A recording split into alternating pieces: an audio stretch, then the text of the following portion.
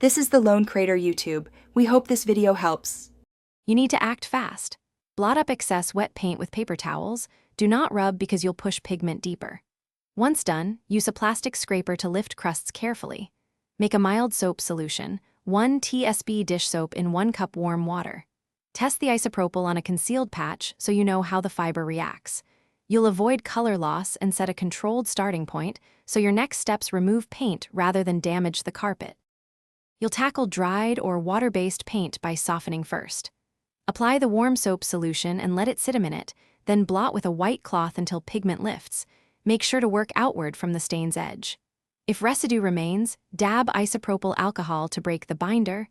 Again blot, don't scrub. For stubborn areas, loosen flakes with a plastic scraper, then repeat solvent and blot cycles. This controlled approach removes layers gradually while protecting the carpet pile and backing. Finish by rinsing the area with a little clean water and blotting until soap is gone because residue attracts dirt. Make sure to lift as much moisture as possible, then dry with towels and a fan.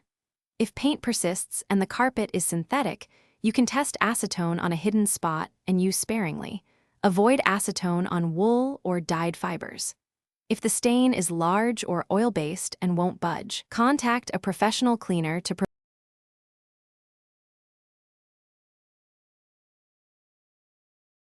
Thanks for watching.